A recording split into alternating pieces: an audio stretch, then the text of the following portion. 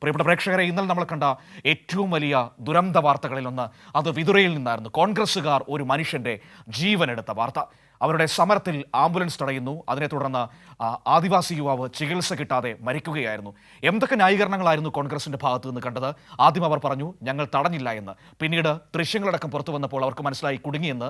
അതിനെ തുടർന്ന് അവർ പറയുന്നു രോഗി ഗുരുതരാവസ്ഥയിലായിരുന്നുവെന്ന് ഞങ്ങൾക്ക് മനസ്സിലായില്ല, അതിനെ തുടർന്നാണ് വാഹനം തടഞ്ഞതെന്ന്, അല്ലെങ്കിൽ ആശുപത്രിയിലേക്ക് പോകാനായിരുന്നു എന്ന് മനസ്സിലായില്ല എന്നാണ് കോൺഗ്രസിന്റെ ഒരു ന്യായീകരണം വന്നത്. ആംബുലൻസിൽ പിന്നെ ആരും പിക്നിക്ക് പോകാൻ വേണ്ടി ആംബുലൻസ് ബുക്ക് ചെയ്യില്ലല്ലോ പ്രിയപ്പെട്ട കോൺഗ്രസ് പ്രവർത്തകരെ. അതുകൊണ്ട് ഈ ന്യായീകരണങ്ങളൊക്കെ കയ്യിൽ വെച്ചാൽ മതി എന്ന് തന്നെ നമുക്ക് പറയേണ്ടി വരുന്നു. പക്ഷേ എന്നെ ഞെട്ടിപ്പിച്ചത് ഈ വിഷയത്തോട് ഈ നാട്ടിലെ മറ്റു മാധ്യമങ്ങൾ സ്വീകരിച്ച സമീപനമാണ്. രണ്ട് മാധ്യമങ്ങളാണ് ആദ്യം ഈ വാർത്ത നൽകിയത്. ഒന്ന് കൈരളി ന്യൂസും മറ്റൊരു പ്രധാനപ്പെട്ട ചാനലും. മറ്റാരും ഈ വാർത്ത നൽകുകയുണ്ടായില്ല. നോക്കൂ, കോൺഗ്രസ്സുകാരുടെ സമരത്തെ തുടർന്ന് ഒരു യുവാവ് ചികിത്സ കിട്ടാതെ മരിച്ച ഏറ്റവും പ്രധാനപ്പെട്ട വാർത്തയാണ് അത് മുക്കാൻ ശ്രമിക്കുന്നത്. ഈ കോട്ടയത്ത് അപകടമുണ്ടായപ്പോൾ എത്രയോ ദിവസം അത് ചർച്ച ചെയ്തു മാധ്യമങ്ങൾ. ആ സ്കൂളിൽ അപകടമുണ്ടായപ്പോൾ എത്രയോ ദിവസം ചർച്ച ചെയ്തു മാധ്യമങ്ങൾ. എന്തുകൊണ്ടാണ് വിതുരയിലെ ആദിവാസി യുവാവിൻ്റെ ജീവന് ഈ പറയുന്ന മാധ്യമങ്ങൾക്ക് മുന്നിൽ വിലയില്ലാതായത്? വളരെ പ്രധാനപ്പെട്ട ചോദ്യമല്ലേ? കോൺഗ്രസ് ആണ് അവിടെ പ്രതിസ്ഥാനത്ത് നിൽക്കുന്നത്. അതുകൊണ്ടാണ് ആ ആദിവാസി യുവാവിൻ്റെ ജീവന് വിലയില്ലാതെ പോകുന്നത് മാധ്യമങ്ങൾക്ക് മുന്നിൽ എന്ന് മാത്രമാണ് ആ വിഷയത്തിൽ നമുക്ക് പറയാനുള്ളത്. അവരുടെ രാഷ്ട്രീയം, ഈ നാട്ടിലെ നിഷ്പക്ഷരെന്ന് പറയുന്ന മാധ്യമങ്ങളുടെ രാഷ്ട്രീയം വളരെ കൃത്യമായി ഒരിക്കൽ കൂടി തുറന്നു കാട്ടപ്പെട്ട ദിവസം കൂടിയാണ് ഇന്നലെ കടന്നു പോകുമ്പോൾ നമുക്കതാണ് മനസ്സിലാക്കാൻ കഴിയുന്നത്. ഏതായാലും കോൺഗ്രസ് നേതാക്കൾക്കെതിരെ FIR എടുത്തിരിക്കുന്നു എന്നതാണ് ഏറ്റവും പ്രധാനപ്പെട്ട കാര്യം. സംഭവത്തിന്റെ ഉത്തരവാദിത്തത്തിൽ നിന്ന് കോൺഗ്രസ് ഒഴിഞ്ഞു മാറാൻ ശ്രമിക്കുന്നതിന് ഇടെയാണ് DCC ജനറൽ സെക്രട്ടറി ലാൽ റോഷിയെ ഒന്നാം പ്രതിയാക്കി പോലീസ് FIR രജിസ്റ്റർ ചെയ്തത്. ആശുപത്രി സംരക്ഷണ നിയമപ്രകാരം ജാമ്യമില്ലാ വകുപ്പ് ചുമത്തി 10 കോൺഗ്രസ് നേതാക്കൾക്കെതിരെയും FIR ഇട്ടിട്ടുണ്ട്. വിവരങ്ങളുമായി മാനസ തിരുവനന്തപുരത്ത് നിന്ന് നമ്മളോടൊപ്പം ചേരുകയാണ്. നോക്കാം എന്താണ് ഈ കേസിന്റെ തുടർ നടപടികളെന്ന്. മനസ, ഗുഡ് മോർണിംഗ്. ഏറ്റവും സങ്കടപ്പെടുത്തിയ ഒരു വാർത്തയാണ് ഈ കോൺഗ്രസ്സുകാർ ഒരു മനുഷ്യന്റെ ജീവനെടുത്തു എന്ന വാർത്ത.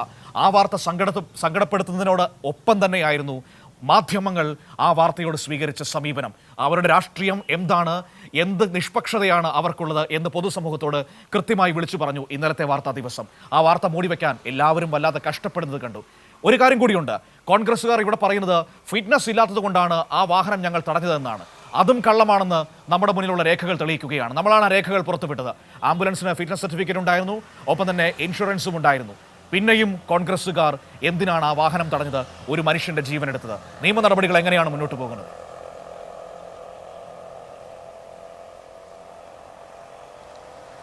അതുതന്നെയാണ് മനു സൂചിപ്പിക്കാനുള്ളത്. ഇക്കാര്യത്തിൽ കോൺഗ്രസ് വ്യക്തമായ ഒരു മറുപടി പറഞ്ഞേ പറ്റൂ എന്നുള്ളതാണ്. കാരണം കഴിഞ്ഞ ദിവസം കണ്ട ഈ ക്രൂര ഹത്യ, അതായത് ഒരു ജീവനും കൊണ്ട് ആംബുലൻസിലേക്ക് പോകുമ്പോൾ നമ്മൾ തന്നെ സാധാരണക്കാരായ ഒരു മനുഷ്യരും തന്നെ ആംബുലൻസിനെ തടയാനുള്ള ഒരു ശ്രമവും, അതിപ്പോൾ വലിയ രീതിയിലുള്ള ട്രാഫിക് ബ്ലോക്ക് ആണെങ്കിൽ കൂടിയും നമ്മളെല്ലാവരും തന്നെ അവിടെ മനുഷ്യത്വപരമായ കാര്യങ്ങളാണ് നടത്തുന്നത്. ആ സാഹചര്യത്തിൽ നിൽക്കുന്ന ഒരു കേരളത്തിലാണ് ഇത്തരത്തിലൊരു സംഭവം ഉണ്ടായിരിക്കുന്നത് എന്നതാണ്. മാത്രമല്ല കോൺഗ്രസ് നേതാക്കളാണ് ഇത് മനഃപൂർവ്വം ആംബുലൻസ് തടഞ്ഞു വെച്ച വിതുരയിലെ ആദിവാസി യുവാവിനെ മരണം സംഭവിക്കാൻ ഇടയാക്കിയത് എന്നതാണ് പ്രധാന കാര്യം എന്ന് പറയുന്നത്. പക്ഷേ അതിന് പിന്നാലെ അവർ ഓരോരോ മുടന്തൻ ന്യായങ്ങൾ പറഞ്ഞ് അതിനെ ന്യായീകരിക്കുന്ന, അല്ലെങ്കിൽ നിരവധി വാദങ്ങൾ പറഞ്ഞ് അതിനെ ന്യായീകരിക്കുന്ന ഒരു സ്ഥിതി ഉണ്ടായിരുന്നു. പക്ഷേ അതെല്ലാം തന്നെ പൊളിഞ്ഞടങ്ങിയ ഒരു നിലയിലാണ് ഇപ്പോൾ ഉള്ളത്. അതായത് ആദ്യഘട്ടത്തിലെ അവർ പറയുന്നത് ഇത്തരത്തിൽ വാഹനത്തിന് ഈ 108 ആംബുലൻസിന് ഫിറ്റ്നസ്സോ അതോടൊപ്പം തന്നെ ഇൻഷുറൻസോ ഇല്ല എന്നുള്ളതാണ്. പക്ഷേ നമ്മൾ കൈരളി ന്യൂസിലൂടെ ആ ഫിറ്റ്നസ് സർട്ടിഫിക്കറ്റും ഇൻഷുറൻസും അടങ്ങിയ അതിന്റെ കാലാവധി ഏതുവരെയാണ് ഉള്ളത് എന്നതടക്കമുള്ള കാര്യങ്ങൾ അടങ്ങിയ ഒരു സർട്ടിഫിക്കറ്റാണ്, അല്ലെങ്കിൽ ഇൻഷുറൻസിന്റെയും ഫിറ്റ്നസിന്റെയും സർട്ടിഫിക്കറ്റ് ഇപ്പോൾ കൈരളി ന്യൂസിലൂടെ പുറത്തു വന്നിരിക്കുകയാണ്. ഇതോടെ തന്നെ വ്യക്തമാകുന്നത് കോൺഗ്രസ് നേതാക്കൾ പറഞ്ഞ കള്ളമാണ്, അല്ലെങ്കിൽ ഒരു പച്ചക്കള്ളം അതിൽ നിന്നും വ്യക്തമായിരിക്കുകയാണ്. ഈ ഒരു സാഹചര്യത്തിൽ എന്തിനാണ് അവർ ഇത്രയും കള്ളം പറഞ്ഞ് അല്ലെങ്കിൽ മനഃപൂർവ്വം ഈ ഒരു ആംബുലൻസ് തടഞ്ഞു വെച്ചത് എന്നുള്ളതാണ്. മാത്രമല്ല ആ ഘട്ടത്തിൽ അതിനകത്തുള്ള ആളുകൾ ഉൾപ്പെടെ പറയുന്നുണ്ടായിരുന്നു ഗുരുതരാവസ്ഥയിൽ തുടരുന്ന യുവാവാണ് ബിനു എന്നാണ് അദ്ദേഹത്തിന്റെ പേര്. അദ്ദേഹത്തിന്റെ അവസ്ഥ വളരെ മോശമാണ്, ആശുപത്രിയിലേക്ക് കൊണ്ടുപോയേ മതിയാകൂ എന്ന കാര്യങ്ങൾ ഒക്കെ തന്നെ പറയുന്നുണ്ട്. ഒപ്പം തന്നെ വാഹനത്തിന് ഇൻഷുറൻസ് ഇല്ല, അതുകൊണ്ടാണ് തടഞ്ഞത് എന്ന് പ്രതിഷേധക്കാർ പറയുമ്പോഴും 15ഓളം യൂത്ത് കോൺഗ്രസ് പ്രവർത്തകരാണ് ഈ ആംബുലൻസ് തടഞ്ഞത്. ഈ 15 പേരോടും ഇത്തരത്തിലുള്ള കാര്യം, അതായത് ഇൻഷുറൻസ് ഉണ്ട്, അതോടൊപ്പം തന്നെ ഫിറ്റ്നസ് സർട്ടിഫിക്കറ്റ് ഉണ്ട് എന്ന് ആംബുലൻസ് ജീവനക്കാർ പറയുമ്പോഴും അതൊന്നും തന്നെ ഗൗനിക്കാതെ, അല്ലെങ്കിൽ അതൊന്നും നോക്കാൻ പോലും തയ്യാറാവാതെ ഇവർ പറഞ്ഞ കാര്യത്തിൽ ഉറച്ച് വാഹനം തടയുന്ന ഒരു സ്ഥിതിയാണ് ഉണ്ടായത്. അതുകൊണ്ട് തന്നെ എന്തുതരം പൊതുപ്രവർത്തനമാണ് കോൺഗ്രസ് ഈ നാട്ടിൽ നടത്തിക്കൊണ്ടിരിക്കുന്നത് എന്നത് വളരെ പ്രധാനപ്പെട്ട ഒരു ചോദ്യമായി അവശേഷിക്കുന്നുണ്ട്. ഇപ്പോൾ കോൺഗ്രസ്സുകാർ പറയുന്നത് എന്താണ്? വാഹനത്തിന് ഫിറ്റ്നസ് സർട്ടിഫിക്കറ്റ് ഇല്ലായിരുന്നു, വാഹനം അപകടകരമായ സ്ഥിതിയിലായിരുന്നു, അതുകൊണ്ടാണ് ഞങ്ങൾ തടഞ്ഞത് എന്നാണല്ലോ. അത് കള്ളമാണ് എന്ന് തെളിയിക്കുന്ന രേഖകൾ ഇന്നലെ വൈകുന്നേരം നമ്മൾ തന്നെ പുറത്തുവിടുകയും ചെയ്തിട്ടുണ്ട്. ഇനി കോൺഗ്രസ്സുകാരുടെ ന്യായം, കോൺഗ്രസ്സുകാർ പറയുന്ന വാദം ന്യായമാണെന്ന് വെക്കാം. അങ്ങനെയാണെങ്കിൽ ഉത്തരവാദിത്തമുള്ള പൊതുപ്രവർത്തകരാണെങ്കിൽ അവർ പകരം എന്താണ് ചെയ്യേണ്ടത്? ആ ഗുരുതരാവസ്ഥയിൽ കഴിയുന്ന രോഗിയെ ആശുപത്രിയിൽ എത്തിക്കാൻ പകരം മറ്റൊരു സംവിധാനം ഏർപ്പെടുത്തി കൊടുക്കേണ്ടതല്ലേ അവരുടെ ഉത്തരവാദിത്വം എന്ന് പറയുന്നത്? അതവർ ചെയ്തോ? ഇല്ലല്ലോ. പകരം ആ വണ്ടി അവിടെ തടഞ്ഞിട്ട് ഒരു മനുഷ്യന്റെ ജീവൻ എടുക്കുന്നതിന് കാരണക്കാരാവുകയല്ലേ അവർ ചെയ്തത്. അതിനെന്ത് ന്യായീകരണമാണ് അവർക്ക് പറയാനുള്ളത്?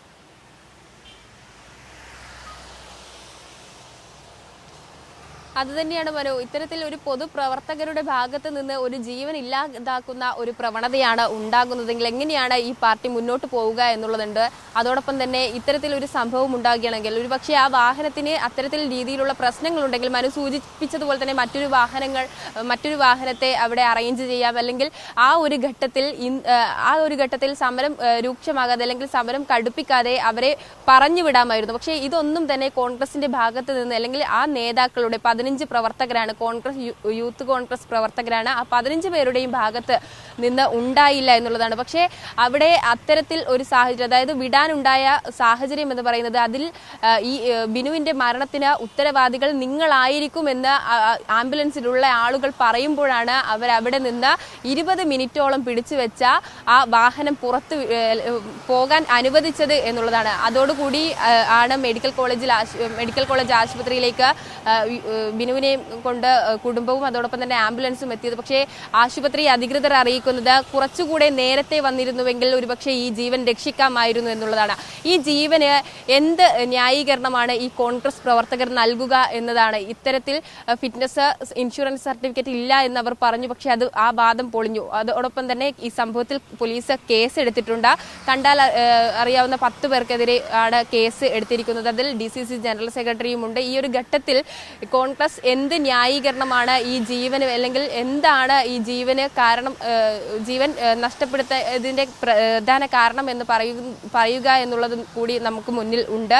ഈ ഒരു ഘട്ടത്തിൽ കോൺഗ്രസ് പ്രവർത്തകരുടെ ഭാഗത്ത് നിന്നുണ്ടായത് വളരെ രീതിയിലുള്ള അല്ലെങ്കിൽ ക്രൂരമായ പ്രവർത്തനമാണ് എന്നത് കേരളം കണ്ടുകഴിഞ്ഞു. മാത്രമല്ല, നേരത്തെ മനു സൂചിപ്പിച്ചതുപോലെ ഈ ഒരു വാർത്തയെ സമീപിച്ച ഒരു രീതി കൂടിയുണ്ട്. നമ്മൾ ആദ്യഘട്ടത്തിൽ തന്നെ കൈരളി ന്യൂസിലൂടെ ഈ വാർത്ത പുറത്തു വരുന്നു, അതോടൊപ്പം തന്നെ അതിന്റെ രേഖകൾ കൈരളി ന്യൂസ് പുറത്തുവിടുന്നു. പക്ഷേ പ്രധാന മറ്റ് ചാനലുകളിലൊന്നും തന്നെ ഇത് വാർത്തയാകുന്നില്ല എന്നുള്ളതാണ്. അവിടെ അവർ സ്വീകരിക്കുന്ന മനോഭാവം എന്താണ് എന്നുള്ളതാണ്. ഇവിടെ പൊതുപ്രവർത്തകരായ കോൺഗ്രസിന്റെ ഭാഗത്ത് നിന്ന് എങ്ങനെയാണെങ്കിൽ ഒരു മാധ്യമ സ്ഥാപനങ്ങളുടെ ഭാഗത്ത് നിന്ന്, അല്ലെങ്കിൽ മാധ്യമ ചാനലുകളുടെ ഭാഗത്ത് നിന്ന് ഈ വാർത്തയുടെ ഒരു സമീപനം കൂടി നമ്മൾ ഈ ഒരു ഘട്ടത്തിൽ ചൂണ്ടിക്കാണിക്കേണ്ടതുണ്ട്. ഏതായാലും കോൺഗ്രസ് പ്രവർത്തകരുടെ ഈ നീച പ്രവൃത്തിയിൽ സംഭവത്തിൽ നിയമ നടപടികളുമായി മുന്നോട്ട് പോകുമെന്ന് ആരോഗ്യമന്ത്രി കഴിഞ്ഞ ദിവസം സൂചിപ്പിച്ചിരുന്നു. പിന്നാലെയാണ് സംഭവത്തിൽ കേസ് എടുത്തിരിക്കുന്നത്. ഇതിൽ ജാമ്യമില്ലാ വകുപ്പ് ചുമത്തിയാണ് കേസ് എടുത്തിരിക്കുന്നത്. ഏതായാലും ഈ ക്രൂരകൃത്യക്കെതിരെ നിയമ നടപടിയുമായി മുന്നോട്ട് പോകാൻ തന്നെയാണ് പോലീസിന്റെയും സർക്കാരിന്റെയും നീക്കം. മനു, ശരി, ഏതായാലും ഏറ്റവും ദാരുണമായ സംഭവമാണ്. കോൺഗ്രസ്സുകാർ ഒരു മനുഷ്യന്റെ ജീവൻ എടുത്തിരിക്കുന്നു എന്ന് തന്നെ നമുക്ക് പറയേണ്ടി വരും.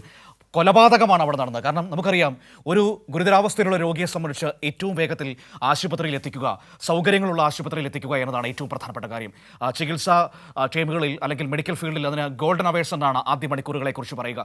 ഇവിടെ ആസിഡ് കഴിച്ച് ഗുരുതരാവസ്ഥയിലായ ഒരു രോഗി, അയാളെ കൊണ്ട് എത്രയും വേഗം മെഡിക്കൽ കോളേജിലേക്ക് എത്തേണ്ടതാണ്. പക്ഷേ കോൺഗ്രസ്സുകാർ അവിടെ തടഞ്ഞിരിക്കുകയാണ്, വാഹനം തടഞ്ഞിരിക്കുകയാണ്. അവർ പറയുന്നത് ഈ വണ്ടിക്ക് ഫിറ്റ്നസ് ഇല്ല, ഇൻഷുറൻസ് ഇല്ല എന്നതാണ്. ഒന്നാമത്തെ കാര്യം, ഇതൊക്കെ പരിശോധിക്കാൻ കോൺഗ്രസ് നേതാക്കൾ ആര് എന്നതാണ്. ഇനി പൊതുപ്രവർത്തകരാകണല്ലോ, അവർക്ക് ആ വാഹനത്തിന്റെ സുരക്ഷിതത്വത്തിൽ ആശങ്കയുണ്ട് എന്ന് വയ്ക്കുക. അങ്ങനെയാണെങ്കിൽ അതിൽ കിടക്കുന്ന രോഗിയെ, ഗുരുതരാവസ്ഥയിൽ കിടക്കുന്ന രോഗിയെ ആശുപത്രിയിൽ എത്തിക്കാനുള്ള പകരം സംവിധാനം അവർ ഏർപ്പെടുത്തി കൊടുക്കണ്ടേ? അത് ചെയ്യാതെ ഈ വാഹനം തടഞ്ഞിട്ടുകൊണ്ട് ഇവർ എന്ത് സന്ദേശമാണ് പൊതുസമൂഹത്തിന് മുൻപിലേക്ക് നൽകുന്നത്? ആ വണ്ടിക്കകത്ത് കിടന്നയാൾ മരണപ്പെട്ടോട്ടെ, ഇതാ വാഹനത്തിന്റെ സുരക്ഷ ഞങ്ങൾ ഉറപ്പുവരുത്തിയിട്ടുണ്ട് എന്ന സന്ദേശമാണോ ഇവർ പൊതുസമൂഹത്തിന് മുൻപിൽ നൽകാൻ വേണ്ടി ശ്രമിക്കുന്നത്? ഒപ്പം തന്നെ വളരെ പ്രധാനപ്പെട്ട കാര്യം മറ്റൊന്ന്, മാധ്യമ മാധ്യമങ്ങൾ ഈ വാർത്തയോട് സ്വീകരിച്ച സമീപനം, ഒരു കാര്യം ഞാൻ പറയാം, 24 ന്യൂസ് മാത്രമാണ് കൈരളിയോടൊപ്പം ആ വാർത്ത അതിന്റെ പ്രാധാന്യത്തോടെ നൽകാൻ തയ്യാറായത്. എന്തായാലും അവർ അത് ചെയ്തു എന്നത് നല്ല കാര്യം തന്നെയാണ്. മറ്റുള്ളവരൊക്കെ മിണ്ടാതിരിക്കുകയായിരുന്നു, അത് എടുത്തു പറയേണ്ടതാണ്, മിണ്ടാതിരിക്കുകയായിരുന്നു. ഈ കോട്ടയത്ത് മെഡിക്കൽ കോളേജിൽ അപകടമുണ്ടായ സമയത്ത് കഥാപ്രസംഗം നടത്തിയ കാഥികന്മാരും ധാർമ്മിക രോഷം വലിയ തോതിൽ വിളിച്ചു പറഞ്ഞ അവതാരകരൊക്കെ മിണ്ടാതിരിക്കുകയായിരുന്നു. എന്തുകൊണ്ടാണ് ബിനുകുമാർ എന്ന് പറയുന്ന ആദിവാസി യുവാവിൻ്റെ ജീവന് വിലയില്ലാതെ പോകുന്നത്? ഈ മാധ്യമങ്ങൾക്ക് മുന്നിൽ എവിടെ പ്രശ്നങ്ങളുണ്ടായാലും അത് തിരുത്തേണ്ടവരാണ് മാധ്യമങ്ങൾ, അതിൽ ഇടപെടേണ്ടവരാണ് മാധ്യമങ്ങൾ. അതിൽ എന്തുകൊണ്ട് പക്ഷം പിടിക്കുന്നു എന്ന വളരെ പ്രധാനപ്പെട്ട ചോദ്യത്തിന് ഇവർക്ക് ഇനിയെങ്കിലും മറുപടി പറയാൻ പറ്റുമോ? വെറുതെയല്ല മാപ്രകൾ എന്ന ചുരുക്കപ്പേരിലേക്ക് വീണുപോയത് എന്ന് ഏറ്റവും സങ്കടത്തോടെ സ്വയം വിമർശനപരമായി പറയേണ്ടി വരുന്ന ഒരു സാഹചര്യത്തിൽ നമ്മൾ നിൽക്കുന്നത് ഇതുകൊണ്ടൊക്കെയാണ് എന്ന് പറയേണ്ടി വരുന്നു.